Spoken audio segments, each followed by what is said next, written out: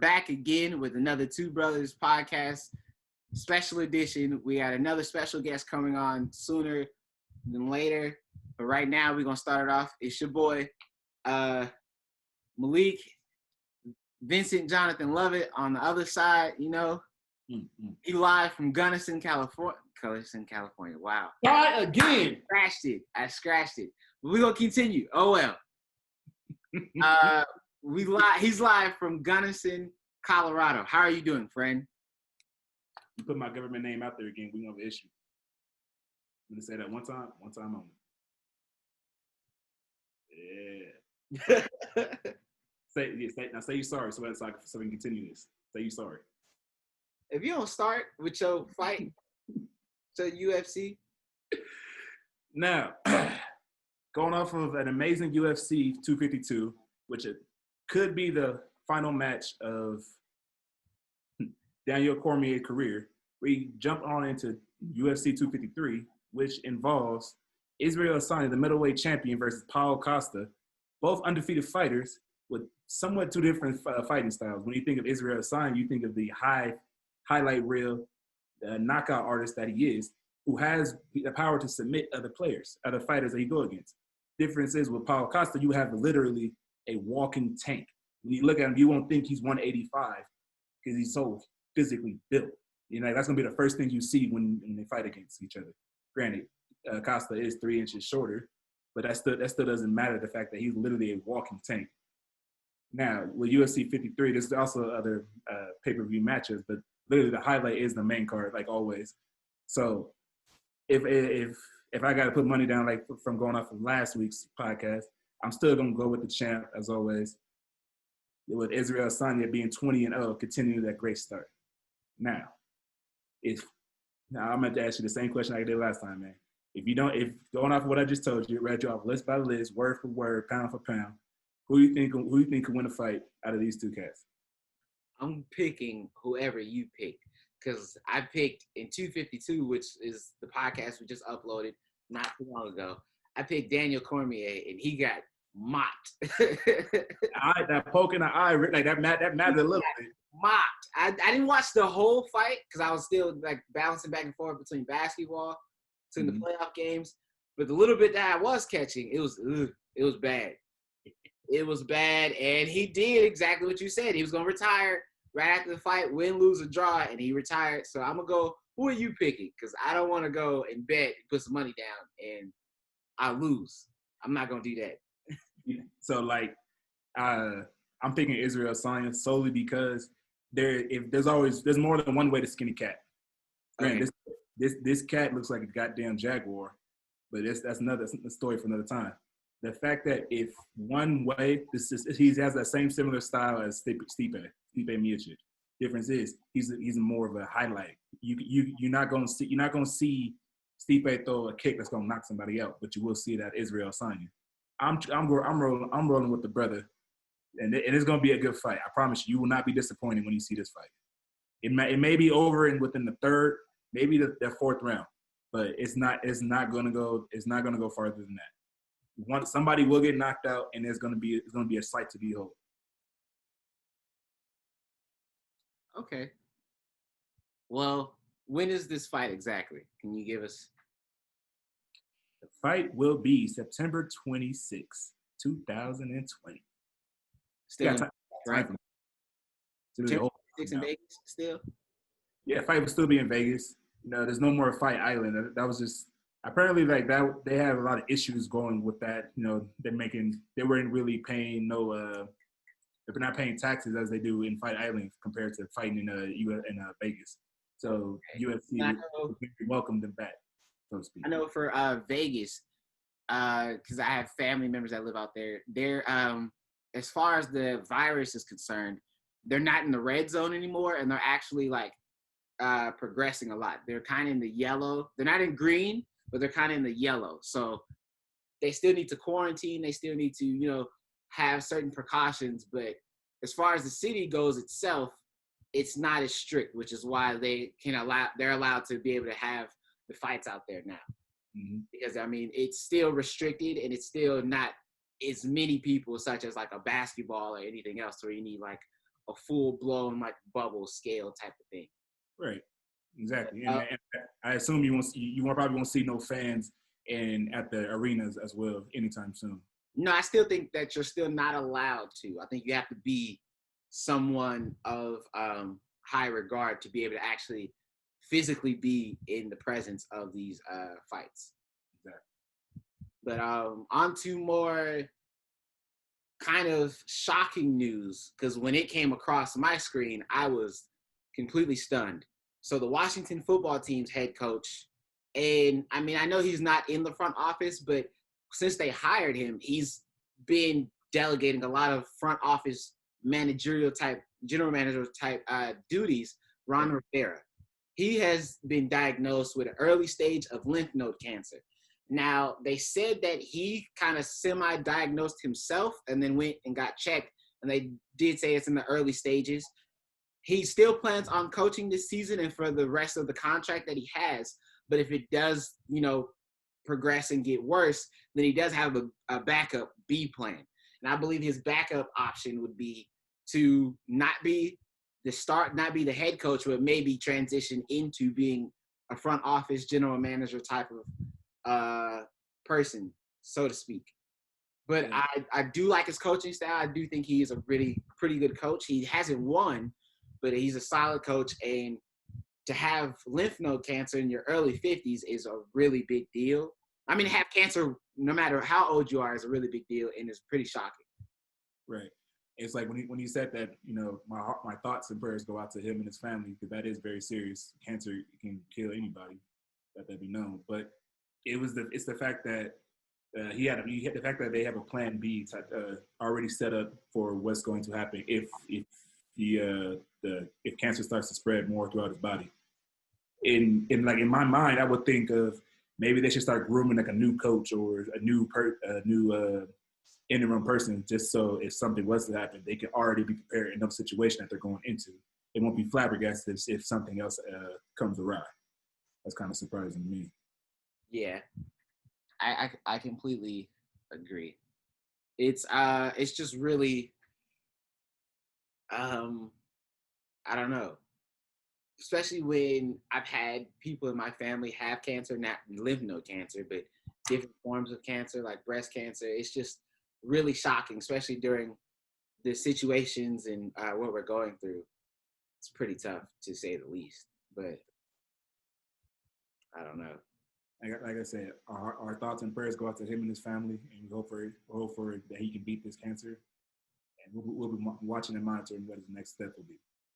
Definitely. Okay, and we are back. So I'm going to introduce the new person to the podcast. It's a good friend, family friend, Chris, how are you doing? I'm doing good, Joe. I'm doing good. How y'all doing today? I have a question.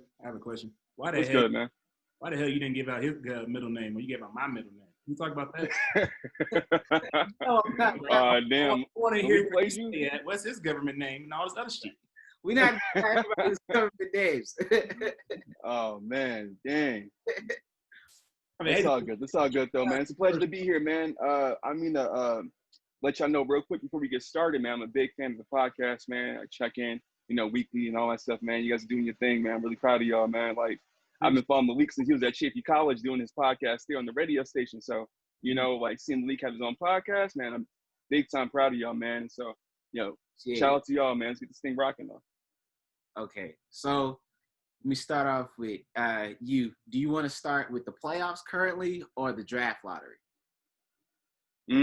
Let's start with the playoffs, man. Playoffs is still kind of fresh. Watching the games all day, yesterday, days before that, man. So I'm down to start the playoffs. Let's do that. Okay, well, let's get into it. Let's do this then. Let me do this here. Not that though. Hold on. Just give me a quick second if it'll load. Now it's not loading.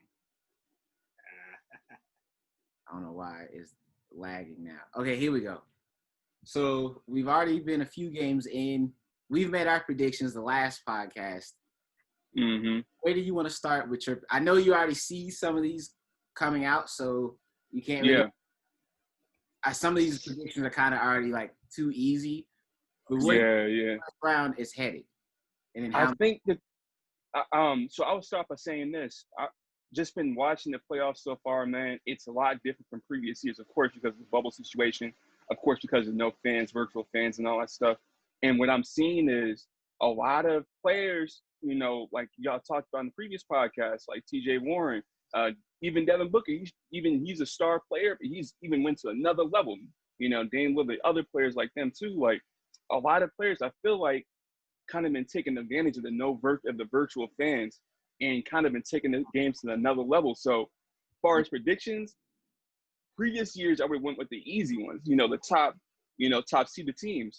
This year it's a little harder. So I'll start off on the West Coast when it comes to Lakers and Portland. I think it's gonna go 7 games for sure.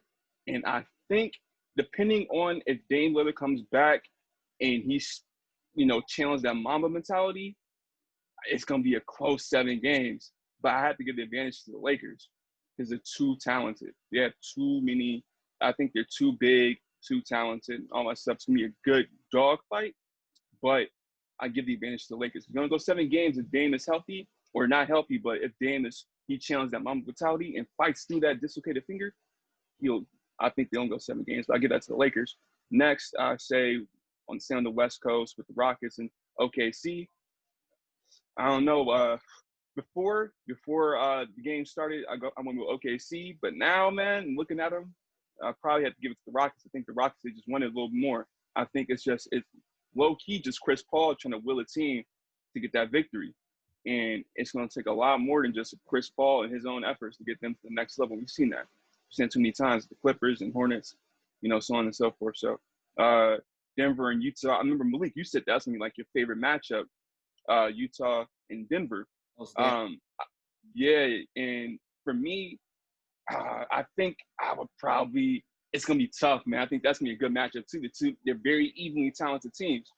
They're both very deep teams and things like that, and both very well coached. But I'll probably go with the Utah Jazz for that one. I want to see Donovan Mitchell win, man. I want to see Donovan Mitchell win. Clippers and Mavericks, that's going to be the one. I think that's going to be the one that surprises people. I'd probably say, y'all can quote me if I'm wrong, and I'll take this. I'm hot take.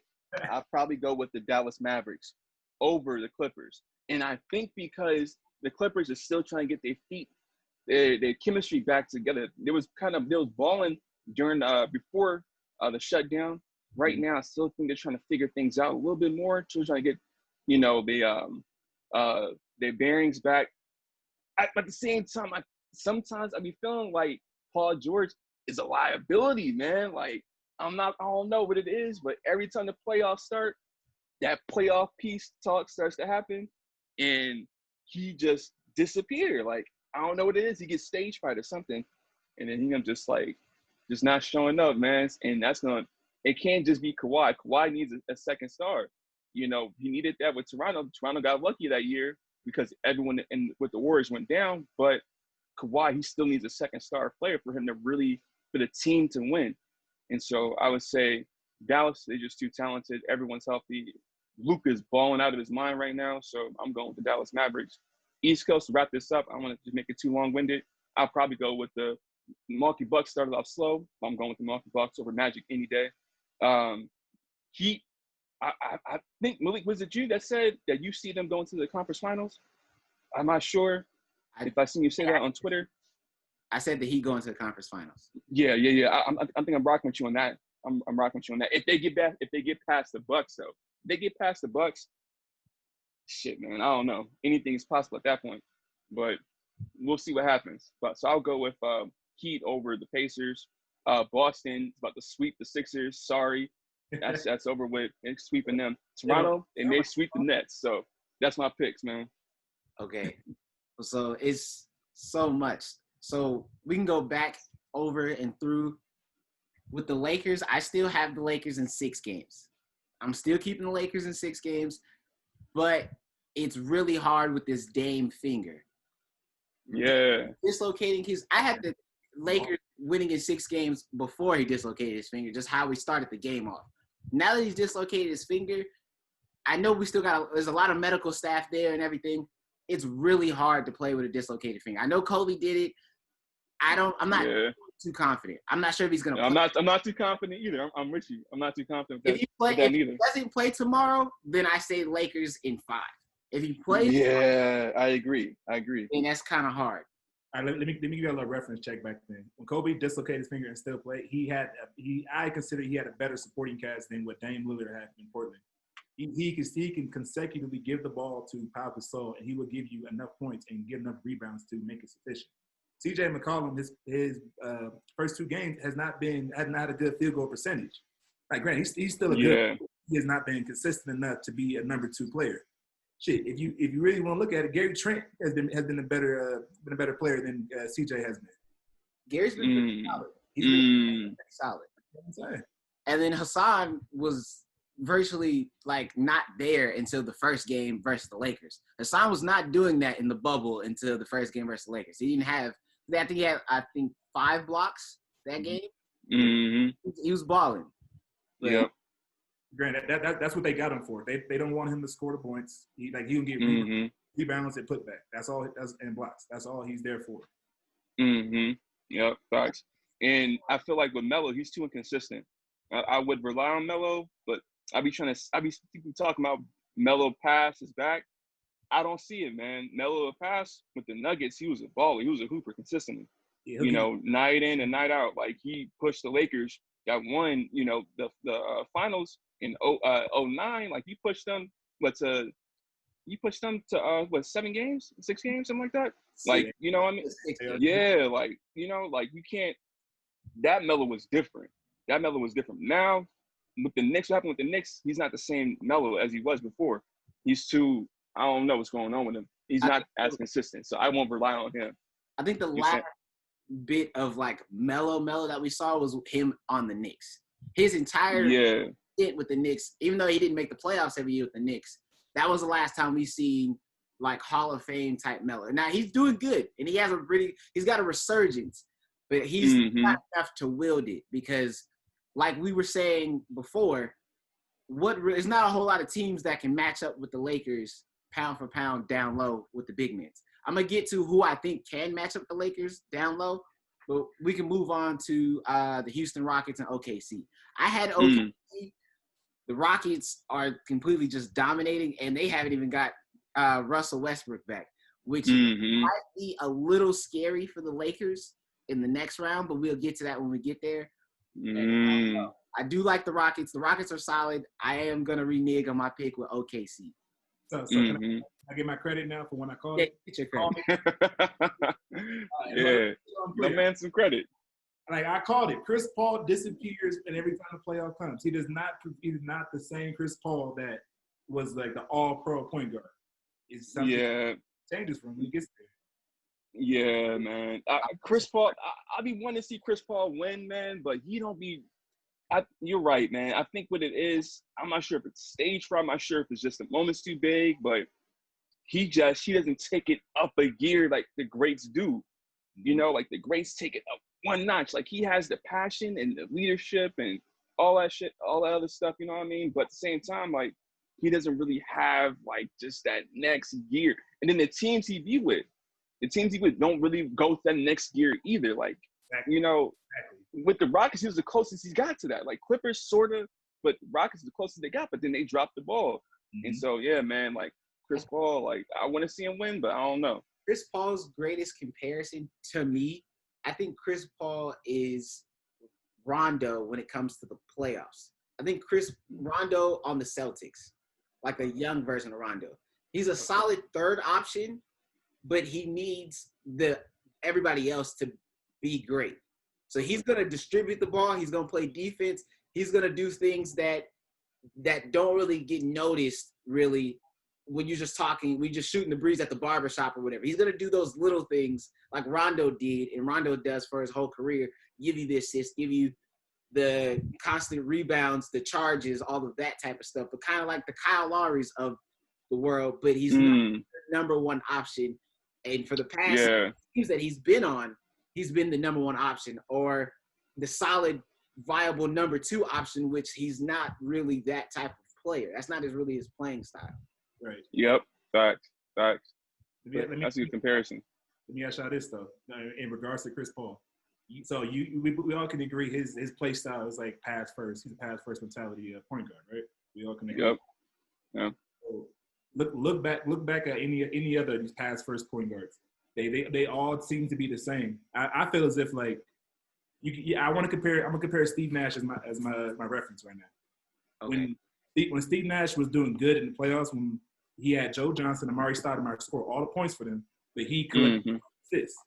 Now, Chris Paul, when he's with the Clippers, before they made it in the first round, is always pass the ball to Blake Griffin or pass the ball to or throw a lob to DeAndre Jordan to get the buckets. When people start picking up on these tendencies, they tend to get shut down really easy.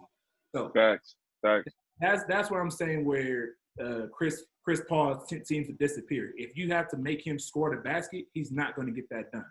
But if you make him pass the ball to open shooters and these shooters make the basket, then he looks like all pro Chris Paul. Mm-hmm. That's a fact. I can agree. Yeah, that's pretty solid. That was my tidbit on my Chris Paul slander. Like it wasn't me talking shit on him. It was just me like pointing out the fact that we have so much expectation of him at these past first point guards, but when the moment gets too big for them, they tend to shy away. It's past first point guards in today's game. Mm-hmm. Yeah. But you can look at LeBron though. LeBron's been doing this whole pass first with. Granted, they got exposed in game one because that's what he tried to do. Mm-hmm. But he does pass the ball more than he needs to, and that's kind of big. Yeah. It's different though because when LeBron's passing first, especially in the playoffs, especially and this year because Rondo's not back and he's not fully healthy, and the team runs through LeBron. LeBron's passing first in the first half, depending on how the game is going, and in the beginning of the third quarter. But everybody knows LeBron has that switch. He can turn that switch on in the first quarter, second. It doesn't matter when the game is. He's gonna have that dominate.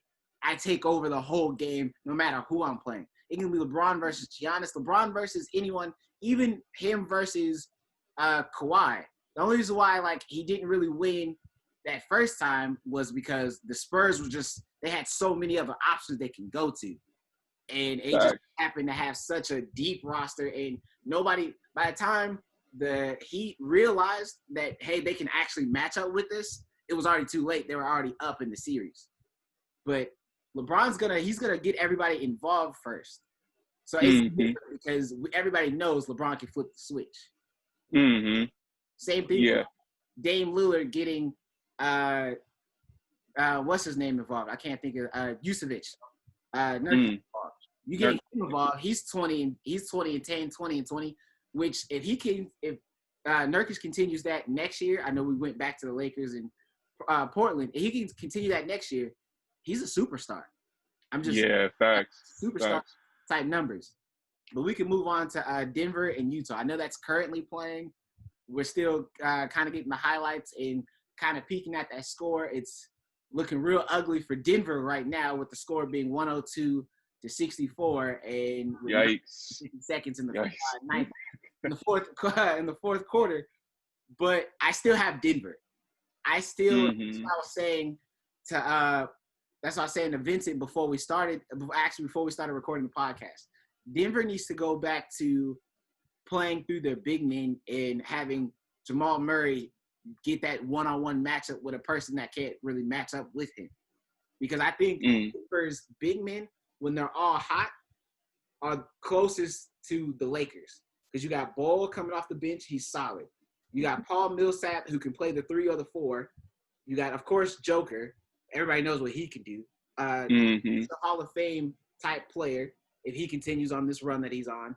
And then you have the young star in Michael Porter Jr. Michael Porter Jr., I know he plays the 3, but if he's attacking the basket like he is, that's a pretty solid lineup. I think they have really good big men, but they're not playing through they're not really playing through the big men like they should, to me, which is why Utah right now. But I still got Denver in 7. Okay. I still got Utah. I'm rolling with Utah solely because yeah, me too. You made a good argument, but I'm still rolling with Utah. Like if granted, now the game could have been completely different because the first one went into OT and all this other stuff. Mike Conley wasn't playing in that game. I wholeheartedly believe if he was playing in that game, the Utah Jazz would be. I'm not gonna say 3-0, but I will say for a fact they would be 2-1 right now. 2-1. But they still gonna take all the way to Game 7 to actually to finish off Denver. I also didn't know Mike Conley was gonna come back this soon. I mean, I got to be a man of my word about some of these picks, so I'll be a man of my word about this one. But with Mike Conley in and Utah playing how they're playing, they're pretty solid. But I was really confident after Game 1 because Joe Ingles got cooked. Yeah, Jamal Murray isn't bullying Joe Ingles no more. Mike Conley is coming for his head. He has that. Yeah, that's because you don't have to put a slower 3-guard on him. Now you could put somebody that matches up with Jamal Murray. So now you can see that Denver needs another guard help. So, like Denver has solid young big men, but now Denver's looking like, hey, we need another guard for Jamal Murray. Right. Yeah, they do. They're missing Gary Harris. That's the first thing I'm gonna attest to. They truly is missing Gary Harris' his production. Gary Harris, and then it's who's the other person that they're missing? Will Barton. Will Barton isn't playing either. Yeah, him. There you go. He's all off the bench. That's where I feel like they would need that help even more because Joker and Murray will score the ball, but when they're not on the court. Michael Porter can't score all the points, and Bobo can't do it as well. They will need some help on that bench solely because you see Utah, who's more of a balanced and complete team, not just all offensive heavy like the Denver Nuggets are. Okay. And I'm gonna go out on the limb for this next matchup, and I'm gonna say it like I said off air as well. I like this Dallas and Clipper matchup. I'm still going with Clippers, and I think I picked 6 games for the Clippers. The Clippers right now, the way that they're playing, the way that Doc Rivers has them flowing, their playing style, maybe it's just me, they remind me of San Antonio Spurs. They're really boring until you get deep into the playoffs. First round, I don't like to watch the Spurs because we already know what they're going to do. Same thing with the Clippers. Nothing's flashy about how the Clippers are playing. They're just playing their hard-nosed basketball. But what I'm watching is because, like you said, with Kristaps and with Luka, just because they're so good. And then you got those other pieces that fit so well, like Seth and what's his name? Tim Hardaway Jr. I can attest to that. Yeah. It's gonna be a good matchup. It's gonna be a good matchup for sure. My bad. Go ahead, finish. Yeah, go ahead, Vincent. Yeah, it's all good. It was like you know how you mentioned Seth Curry and Tim Hardaway Jr. I can even plug in Boban into that mix as well. He's not going to score you all the points, but he'll get you the rebounds and play the defensive. He'll hold down the paint for you, so that Kristaps can be a playoff in the perimeter because he will make those shots if he's left open.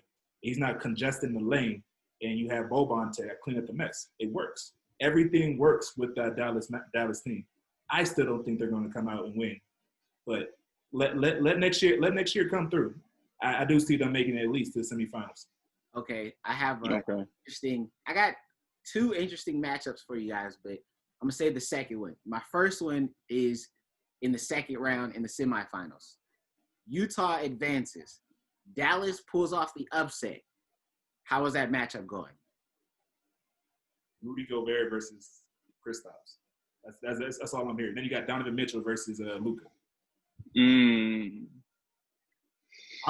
I'll give it to Dallas. I'll give that game. You give it to Dallas? To Dallas? I'll give that to Dallas. I may be in agreement with you, man. Maybe because if they get past the Clippers, they're battle ready at this point. They're battle ready. Exactly. They ready. If they get past the Clippers, you ready. Exactly. And plus, like they're not nostalgic either. They've been training under Doc Rivers, I consider him more of a defensive minded, grit and grind type of coach.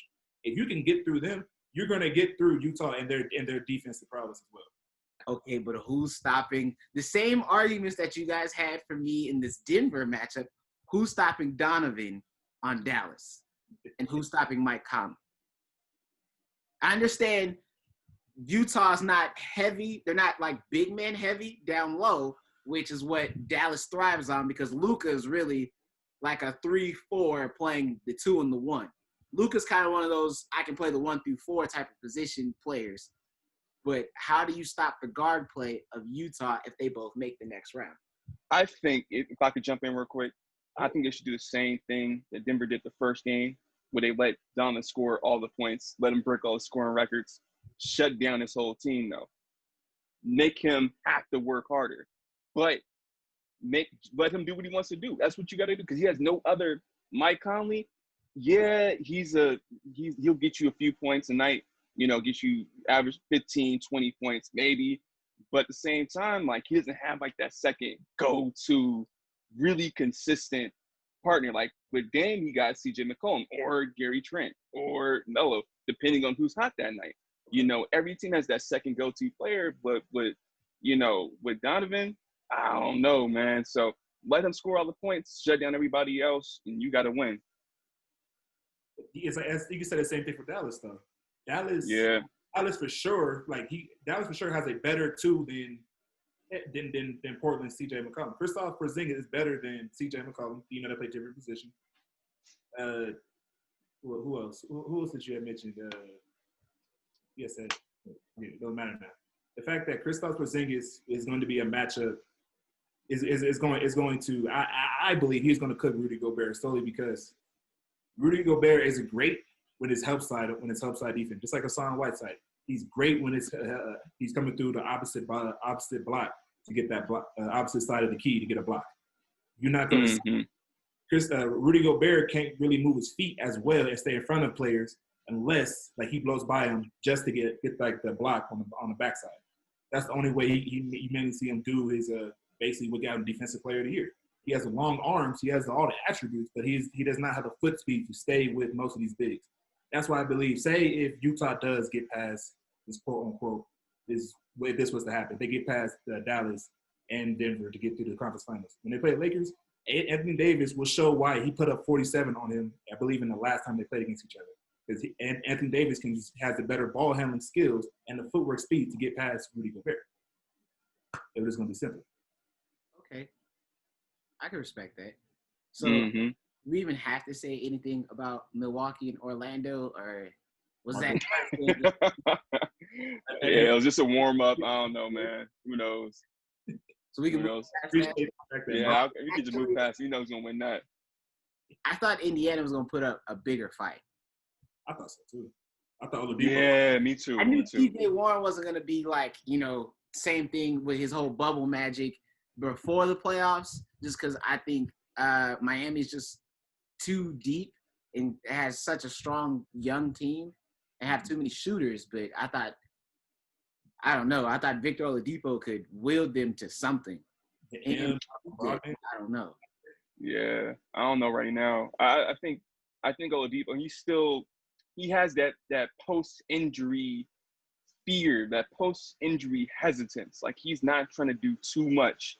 Like he still wants the ball. He still is a killer inside, but at the same time, like he's still hesitant. Like how Paul George did a year or two after he broke his leg. Like, and even then, like he's still trying to get in, and he messed up his shoulder.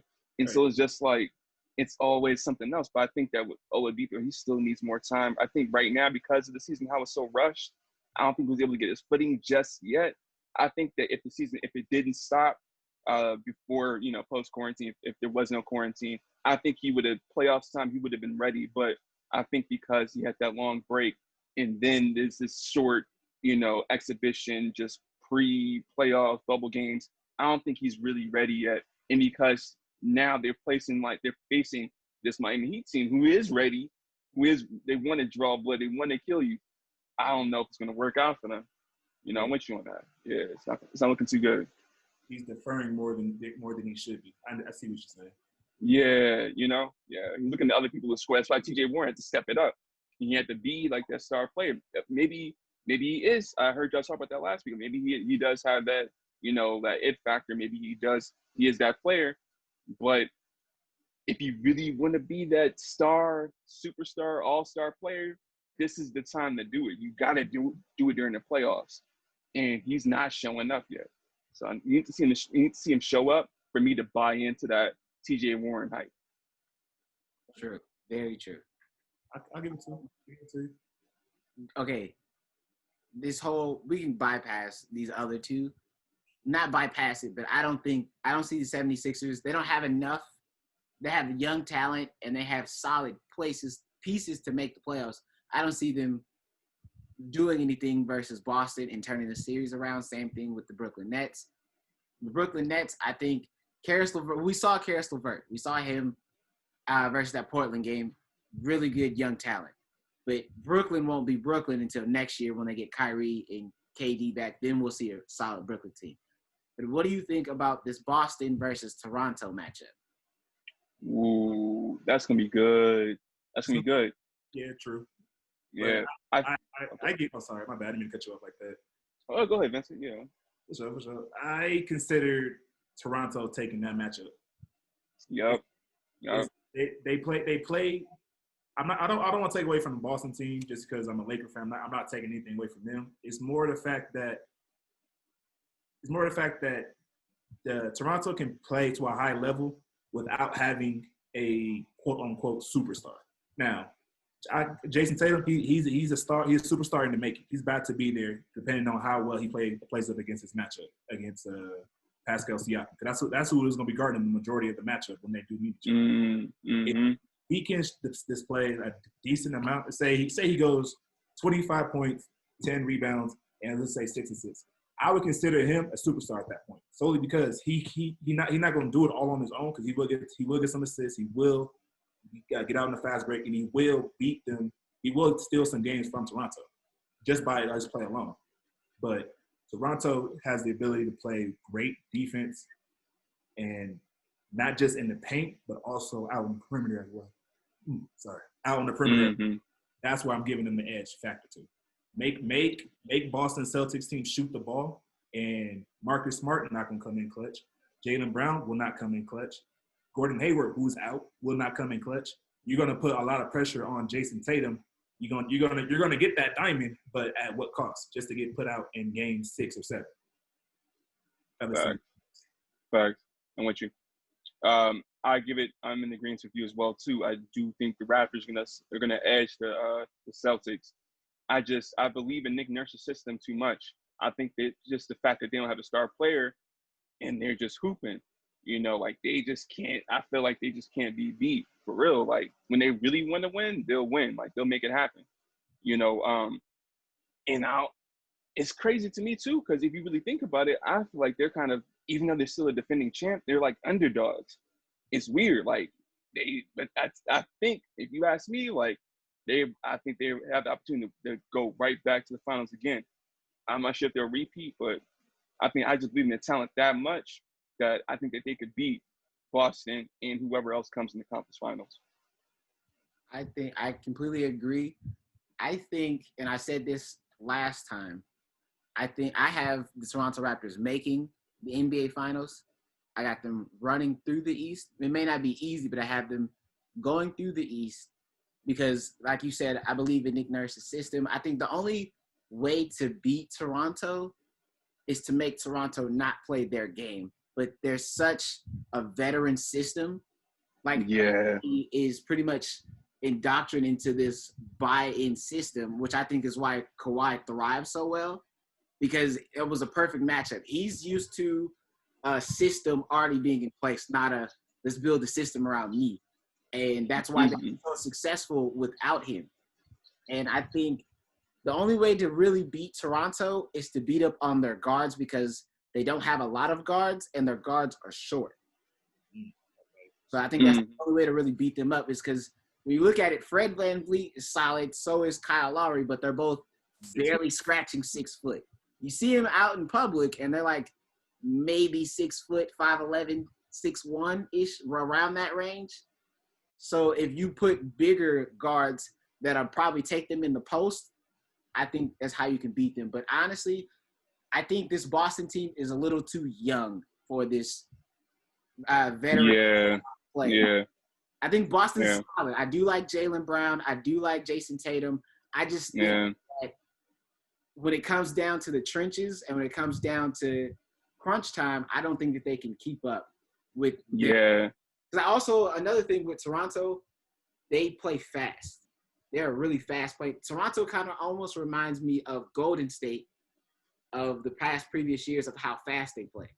They're always moving, they're always on the move. They're always setting screens on defense. Yeah. They're always trying to suck you into the paint just so they can draw a charge or something like that. I really like the way that they play. And I actually see Toronto beating Boston in 5 games. Minimum sweep of 5. Ooh. I say 6. See, I was thinking more of like 6-2, solely because you said earlier with Jaylen Brown bullying the 2 guards. He's about 6'6", 6'7". He's 6'7" shooting guard. He's naturally going to be the bigger man against whoever decides to play him against, whether it's Kyle Lowry or Fred VanVleet. But you got me there. You beat me to the punch with the guard play. Beat me to the punch. Mm-hmm. One thing I would like to see is Toronto versus either team, versus Miami or versus Milwaukee. Versus Milwaukee, I think Milwaukee's going to try to play that we're taller and we're longer than you type of game. Versus Miami, that's more of a dogfight. I would personally, from a fan standpoint, I would like to see them play against Miami because it's 2 like dog type of teams going at it. I would love to see Jimmy Butler because we never really seen Jimmy Butler. Well, we have. We've seen Jimmy Butler in that spotlight a couple years ago with Philly, but I would love to see him on a main stage and see how he propels his team to that like type of stardom. Have any bold predictions before we move off of this, or when the conference final comes and it's Milwaukee versus the Raptors? I want you to pay attention to how Giannis is going to play that game. Is he going to throw up more threes than he did last time they played? Because that's kind of what killed them last year, and when they just put up make sure Giannis couldn't come inside. So say he's been in the gym just like how Danny Green and KCP was after game 1. He was in the gym shooting his threes. If that happens, if everything switches, if the whole thing switches, and Giannis truly becomes that complete player where he has no weakness, I feel like that is going to be, that may be the crowning achievement if Milwaukee can show that Giannis can show he can make threes on a consistent basis. I'm not saying not no 40%, not no 35%. Show me he can make half of his threes. That's what they're going to make him do. They're going to make him shoot the ball, and they're going to live and die by that. True. Yeah.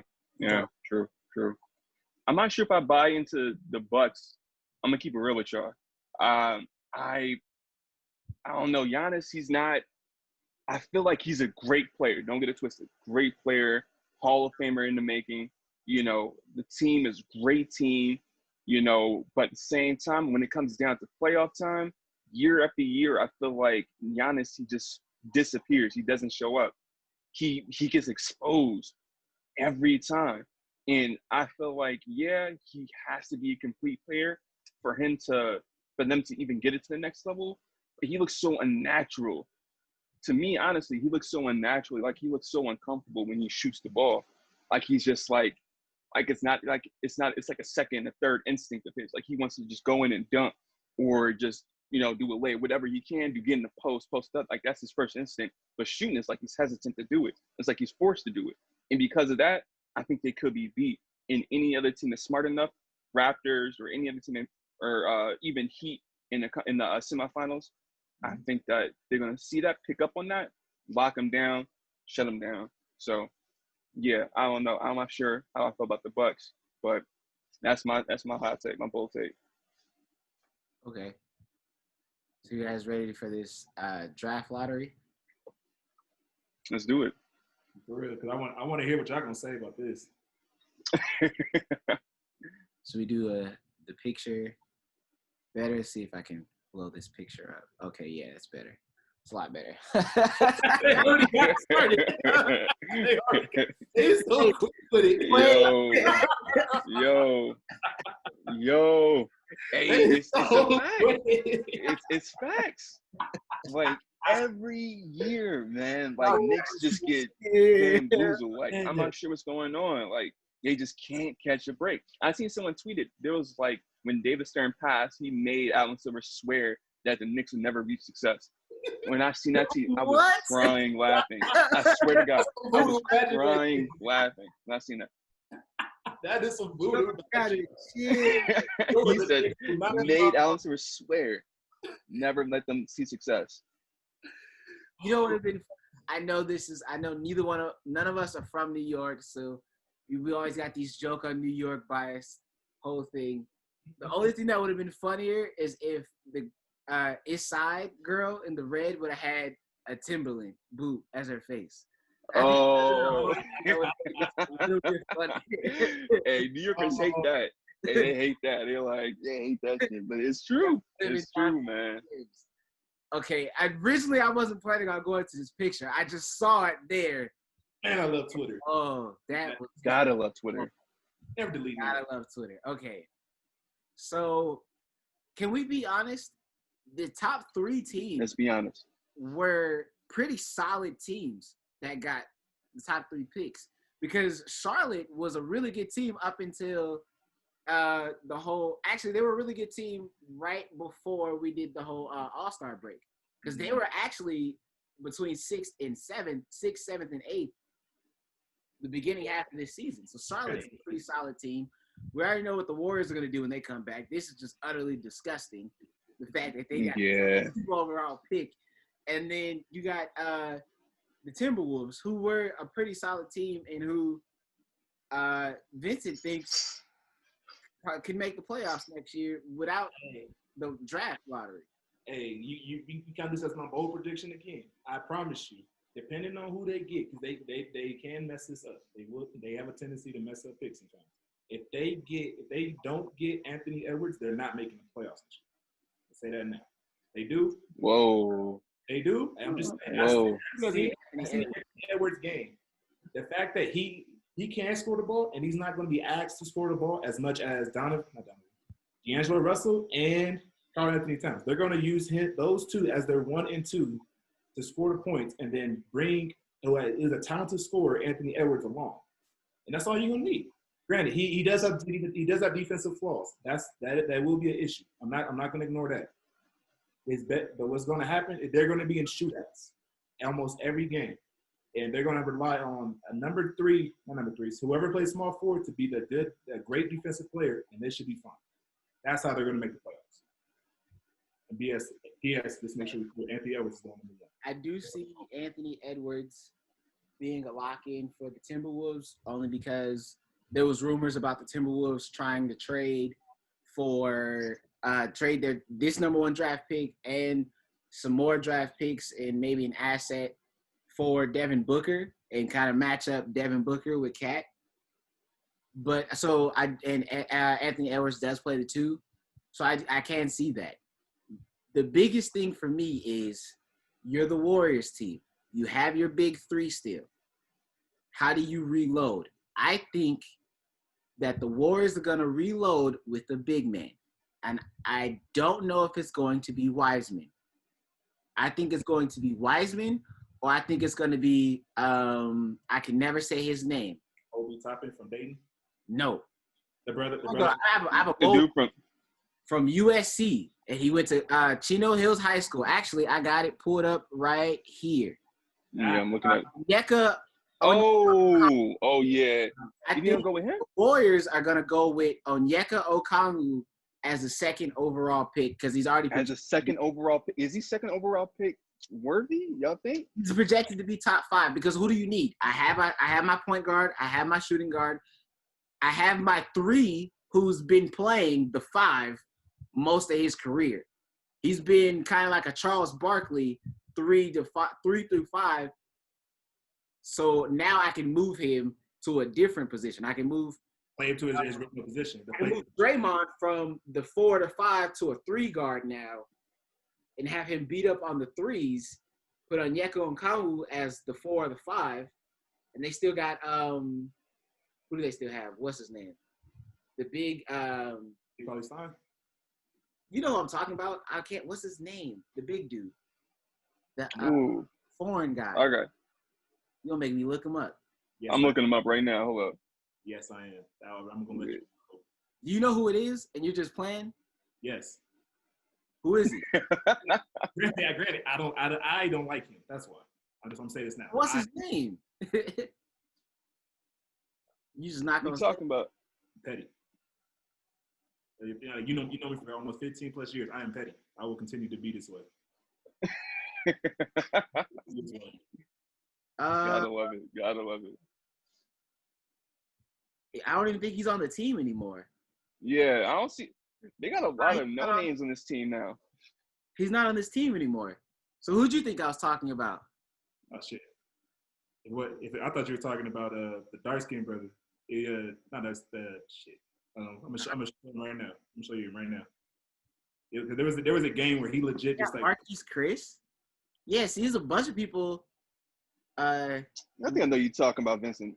Who you talking about? I'm talking about a big man that was early in the in the stretch that sucked in the playoffs.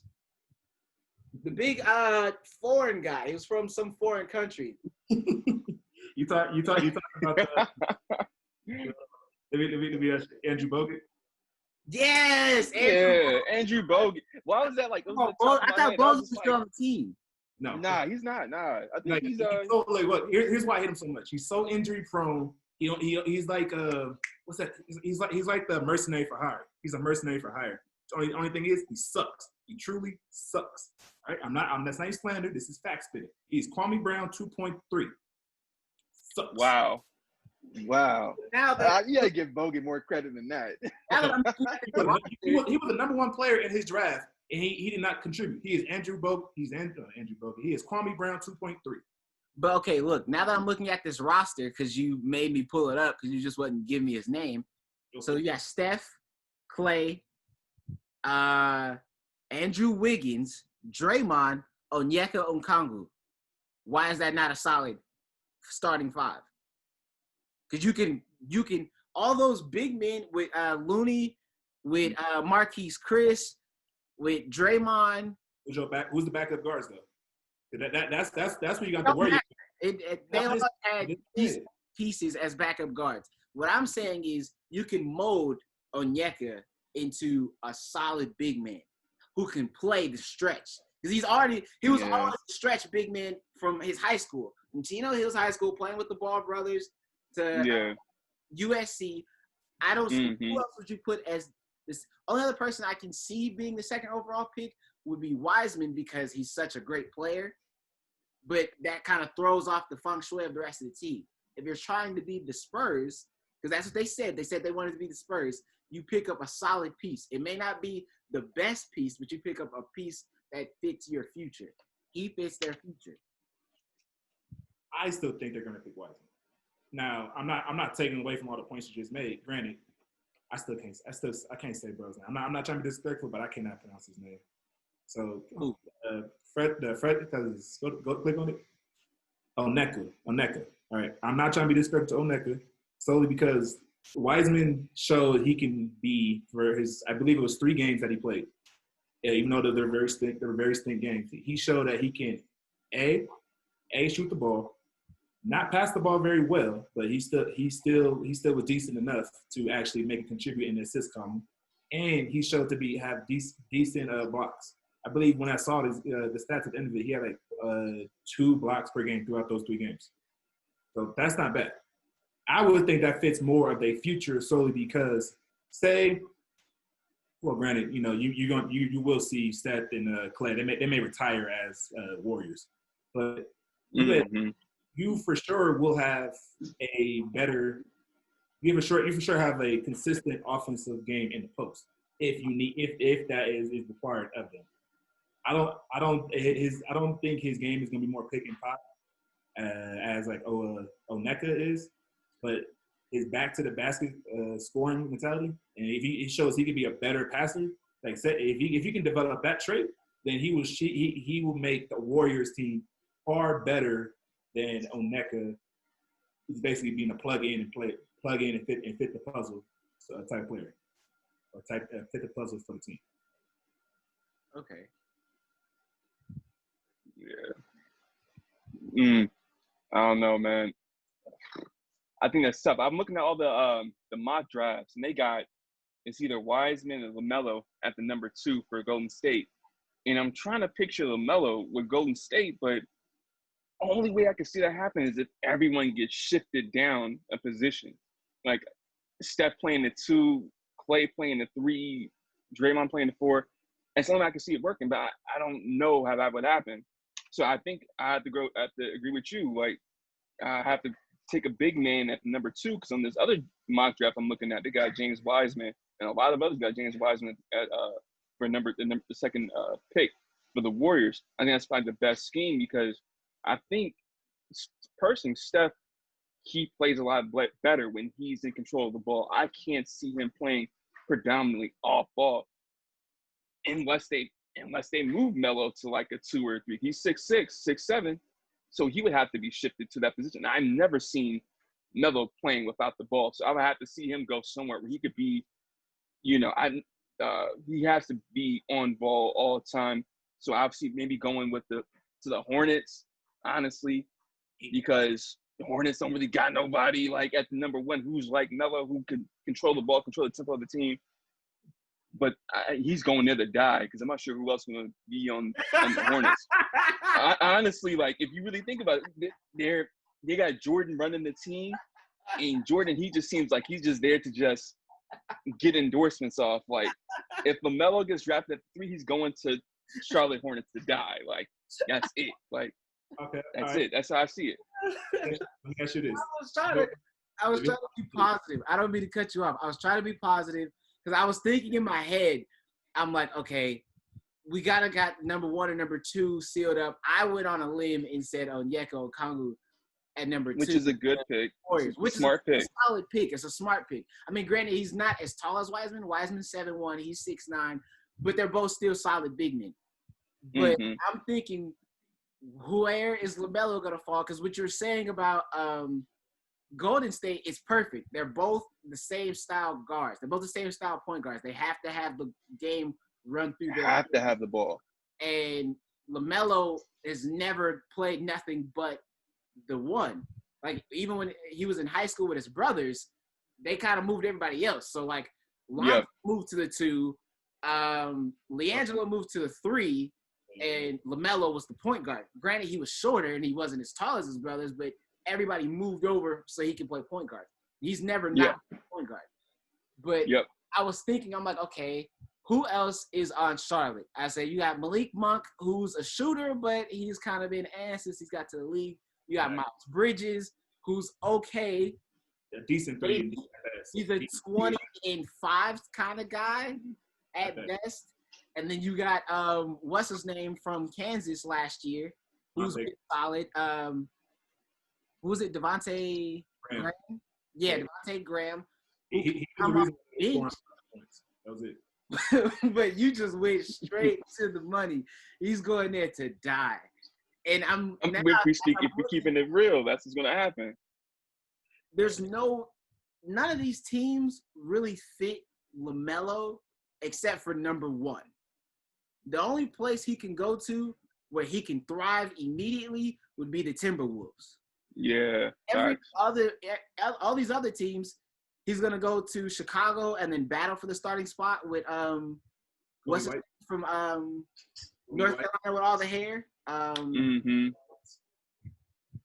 Say it again. Kobe White. Kobe White. Kobe Wright. You need to get closer because I can't hear you. My bad. Kobe White, and then he's not gonna beat out. I mean, he's gonna beat out Colin Sexton in Cleveland, and he's gonna die in Cleveland. He's not beating out Trae Young unless they move Trae Young to the 2 guard. That's still dangerous. Detroit needs a whole rebuild. The Knicks, I got you. But I don't see LaMelo falling that far because I don't see him falling to the Knicks because the Knicks he could be there in maybe. Nah. Washington. Watch this. You trying to find their John Wall replacement. I know John Wall fans would hate it, but if he fell that far, it'd just be the replacement for John Wall. And then you could go to Phoenix and thrive because Ricky Rubio can come off the bench. Let's be real. You move Ricky Rubio off the bench, and you have probably some of the best back guard backcourt tandem since the Warriors with him and Devin Booker. But but with the projections since he's been in high school, he's been the fan favorite, and he's been the analyst and the NBA scouts favorite since he was a freshman in high school. So I don't see him falling past number 4. If that. Yeah, facts.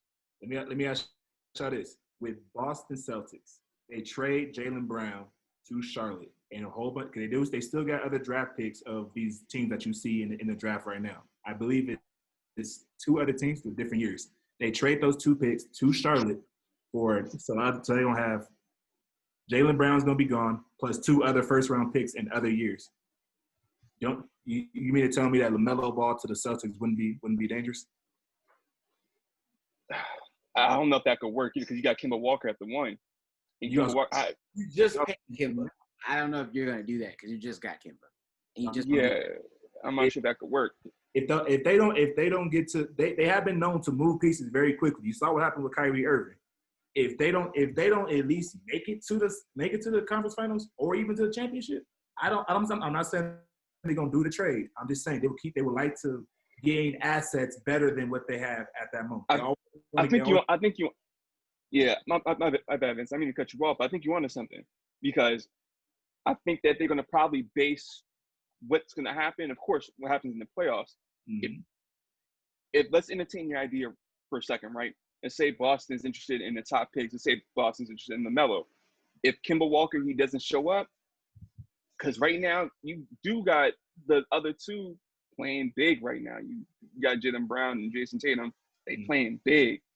Kemba Walker, he's in the shadow low key, and that's not what we thought was going to happen when Kemba Walker got there. Right, exactly. And if we look at Boston Celtics history, they like you said, they very easy to trade their point guard. Isaiah Thomas will tell you. Isaiah Thomas took them to the conference finals, ran into LeBron, got knocked out, but in the very next season, no matter what he put in, they got rid of him. So if that shit could happen to Isaiah Thomas, my bad, Kemba Walker could go too, and I could see them, trading him back. Trading him back to Charlotte though? Yeah, that's what I was thinking. I was thinking that. I don't know. Yeah, I'm doing the math right now. Like I don't see him going back to Charlotte, but he has no trade clause in his contract, so it's not like he can just say, "Well, I don't want to go here." It's all up to whether or not Boston and Charlotte want to pull that trigger. And granted, they can still trade Kemba before the season even starts as well. Now, like I said, ain't nothing to go off of. It's just entertaining the idea. But you still should think about that. Yeah. Charlotte Hornets just entertaining it. Trade that pick off if they like Devontae Graham that much. You see, I don't know. Like I get it, but like I don't see either one of these top 3 teams trading for anything because Minnesota's trying to buy a playoff spot right now with the number 1 pick. They know how deep the West is and how deep the West is going to be when the Warriors are back. Warriors are trying to buy into the whole with their number 2 pick of we're still a dynasty. We got hurt one year, but we're still a dynasty. So Warriors are not trading. Charlotte is trying to buy into the playoffs with the 3rd overall pick. Because they're like, hey, we got some pieces. We just need a few more pieces and actually do something. But I do see Chris made a really good point with people go there and their careers die. So I don't know. I could see Boston doing it. Honestly, throughout the top, I want to say top 7 picks aren't really good for LaMelo. They're good for other players, but just not him. I'm going to go back a point that I made with the Golden State. Steve Kerr, he's a smart guy. If they take LaMelo at number 2, which they probably – I'll explain why I think they probably will.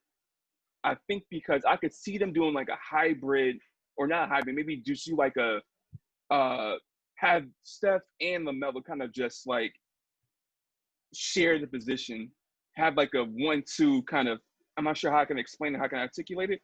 Like some kind of both playing the same thing, both kind of maybe every other play, they both kind of switch and they'll dominate the ball. You know, I could kind of, they'll probably figure out a way to make LaMelo, because he's big, he's tall, and he's fast, you know, do screens, hit jumpers. He can hit jumpers, he can hit layups. I could see them kind of forcing him to be a second. If they have to, have him play the two, you know, and then just have him play off ball, give him the chance to have the ball to do his thing. But I could see Steve Kerr making him and challenging him to be a productive and efficient shooting guard. And I could see it kind of work. And if it does work, they'll be a very, very dangerous team if they pick up LaMelo. But it's going to have to be a rewiring of their system in a way, like find a way to make them all kind of work with one another. And if they could get that and do that, because they tried to do that with D'Angelo Russell last year, and it didn't work, but they didn't really have the time to really try to make. I think that if Klay Thomas wasn't hurt, they probably could have made D'Angelo Russell fit the system better. Maybe. Who knows?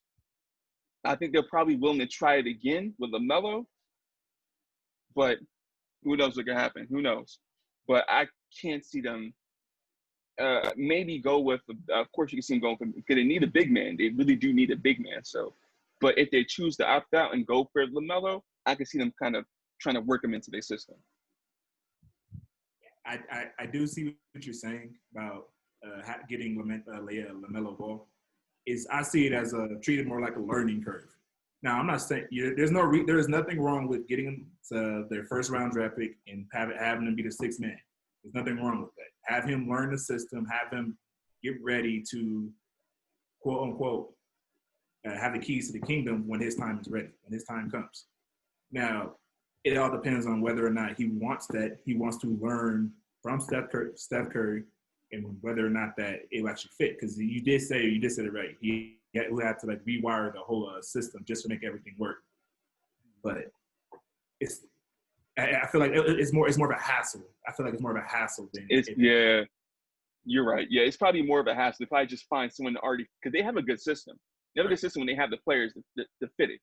Right. And if they find a big man to fit their system, someone who's, you know, who isn't, who's more, you know, who could play off ball consistently and efficiently. So like your boy from USC, he's a 6'9" center. He's a little more agile than someone who's 7'1". And so I could see a center like that fitting the system more, because he's more, he could run around. He could be on the perimeter. He could hit to the paint. He could slide down the baseline. Like, you know, he could fit the system a little better. So, yeah, I think y'all right. The only way, and I guess we can wrap this up. All right, if you guys are ready. The only way I can see LaMelo going to the Warriors is because he's a once-in-a-lifetime type of player. And you don't see, like, he kind of, from what we've seen so far and his potential, you know, they like to really use that word potential. With his potential, there's not that many guards or players that can transcend the game like he has for the future. Yeah. He has a lot of Devin Booker. He has a lot of Devin Booker type of scoring offensively, and you just got to work and fine-tune his defense type of a player, to where it's just effortless on the offensive side of the ball. Because we've seen as he grew and developed, especially him playing overseas, we've seen him not just shooting but attacking the basket, getting dunks, getting rebounds, those types of things that he had to learn as he grew up and got older. Now with Anthony Edwards, Wiseman, and even Onyeka, we see those types of players. And granted, they're solid picks, but we see those types of players come once every 5 years. So we'll see another set of big men or shooting guards like those three I just named. But LaMelo is kind of that transcendent player amongst this draft. So I don't know. So it could be possible. LaMelo could even go number 1. We don't know. Yeah. It all depends. How do y'all think Anthony Edwards would do with alongside Karl Anthony Towns? You think he'll do good with alongside of him? You think they could work it out? You think they'll be I don't see them bumping heads. I do see them. I see their offensive style though. I see them being very pick and roll, pick and pop. A lot of on ball, off ball screens. I see that being the Minnesota Timberwolves MO. I see them somewhat trying to not imitate the Spurs because they did have Tony Parker, Manu Ginobili, and Tim Duncan. I don't see them trying to imitate them. I see them trying to be a better version of them, like a more star power version of them. Now that just means they're middle ground. They're middle, like they're Patrick Mills, like the Patrick Mills players. There won't be none. There will not be nobody else in the backcourt that will be able to help. It's just going to be top heavy type of team. So if you take out their starting lineup, then they become very vulnerable, susceptible to losses. I can see them being – now, granted, I'm going to put these names out there, and you're going to be like, what the hell? But just hear me out. I see the front office, or I see some of the people who are selling this Anthony Edwards thing being more so of a Shaq and Kobe type of thing because, you know, Cat plays the 4 or the 5, and then Anthony Edwards can play the 2 or the 3. But I see it more so of a like Michael Jordan and Scottie Pippen. Because Scottie was more of a finesse type of big man, same thing with Cat. Jordan was more of a dog type of I can play the 2 or the 3 type of big type of guard. Same thing with Anthony Edwards that we've seen in college. Now, granted, they're not on their levels. They'll be lucky if they ever make the Hall of Fame. And as of right now, I don't see them being those types of players. But that's what I think that they're trying to sell is that tandem of let's get these two people, let's make them gel fast. They're still young because Cat came into this league really young. Cat is still 18, 17. Yeah, I don't even think he's 20. He barely maybe 25 now. You get what I'm saying? So he's still young. So they're playing off of him being young, Anthony Edwards being young, and trying to sell that big man 2 guard who can play the wing type of tandem thing, and we just get a solid point guard who can distribute to those two, and we get a big 3 going. That's why I said the Spurs. Yep. 3. And I know there's a lot of players in the draft who we haven't really mentioned. Like I know Obi Toppin, he's pretty solid from Dayton. I know Cole Anthony's a pretty solid point guard. Don't sleep on R.J. Hampton. R.J. Hampton. I know there's a lot of good players still in this draft. But when we talk about just like the top players, the only person I just look at the top 5, and the only person in the top 5 who I haven't seen their game and seen extensively is this Dini Adviji. Close enough. I don't know how to say it. Yeah. I'm with you. He's overseas. Yeah. Everybody else in the top 5 I've seen play several times, and I've watched their game. I've watched them grow and develop. So that's why I've stuck with the top 5 in this. But yeah, I'm with you on that. Does anybody else have any final words, any final thoughts? Not really. No. I can't wait to do like the combine. I can't wait to see that because I want to see. Granted, they probably gonna have like their own personal workout for the top 5 players.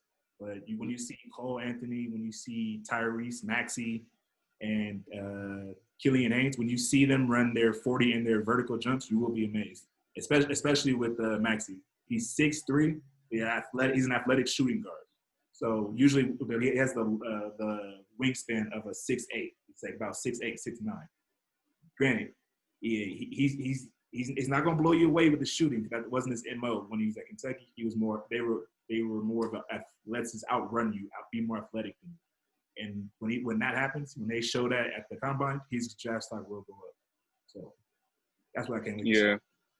Yeah, I do want to make one last thing. I think the fact that, the season was kind of cut short, I think it kind of hurt a lot of potential players. I know you talked about that before, and I think the fact that, we could have had some players who maybe have fallen a little lower on the list, they probably could have been top-seeded players if the season would have continued. So I think there may be a lot of steals. I would say there's going to be a lot of draft steals on the low that we're not going to see just yet. We're going to see that. We're going to see it next year. You know, because a lot of players who maybe were just getting their confidence right, just getting their skills, maybe worked over the summer, maybe had developed a new skill or two, and we're going to bring it this year during the March Madness, but wasn't able to. They're going to be in the draft class this year, and the next year, you know, during the season, there's going to be a lot of people that we didn't even really think about that's going to stand out. Maybe, I'm just saying that, who knows, but I could see maybe being maybe 1 or 2, maybe 3 people, you know, down the line. It's going to be some draft steals for sure. I agree with you. And you can also say vice versa. You may see a lot of draft busts who may come out. For sure. Oh, yeah. Definitely. Oh, yeah, for sure. That's going to be a most definite. I'll see a lot of people who had a good year this year, right before March Madness, or a good 2 years, who they get to the league and just don't know how to really fine-tune their game, or was a lot of hidden things that we didn't really notice because they were playing college and they were playing at the collegiate level that just don't pan out. But yeah, we're gonna see. And it was real great to have you on the pod and have you join us. Appreciate it, man. Appreciate it. Thank you guys for having me. For sure, man. Like I said, big fan of the podcast, man. Shout out to you guys, man. I know you guys are gonna have plenty of success down the line. I want to see you guys in the streaming services for sure, man. I see you guys on Spotify and Apple Podcasts and things like that. I'm sure once you guys get to that level, really start taking off for sure at that point. That's the plan, is to try to build a little bit and get to streaming services, all of that, and, you know, have you be consistent on the pod. I know I saw you say, like, hey, a few weeks back, it was like, should I make one? I say just do it. I don't know what it's going to be on. I'd love to you know, be on there, whatever you do. But today it was really good. It was a good one. We talked about a lot, laughed. Yeah, facts. You plan on closing this thing out? Malik ain't gonna say it, but I'll give it to you. You're right now. You're the interim third brother to the 2 Brother podcast. We're not gonna change the title because it's got to go. For sure, man. Anytime you want me to be on, man, I'm down for it, man. Let me know. Definitely. Let me know, man. I was telling Malik though, like, when it comes to basketball, that's like my forte. Like, I could talk like NBA all day. Football and baseball, y'all be going down that. Well, I like scholars on that field. I'm just like, hold up, I'll be learning a lot more from y'all. I'm like, damn, that happened. So yeah, man, shout out to y'all. Like, if y'all need to talk about basketball, call your boy up, man. I'm willing to, you know, pull up anytime I can, man, for sure. Like, let me know. Definitely, we should chop it up in the near future. Now, oh, yeah, for sure, man, for sure. With that being said, this has been some Love It. Malik Amaya Patterson, Christopher. I'm gonna call you Chris, because I'm not gonna use your whole name like that. Please don't. I gotta erase the Christopher. That's just for work. That's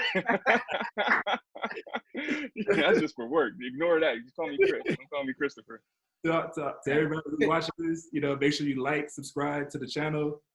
We make sure we produce a new video every week. And with that being said, we're signing off. Take care. See you next week. All right, y'all.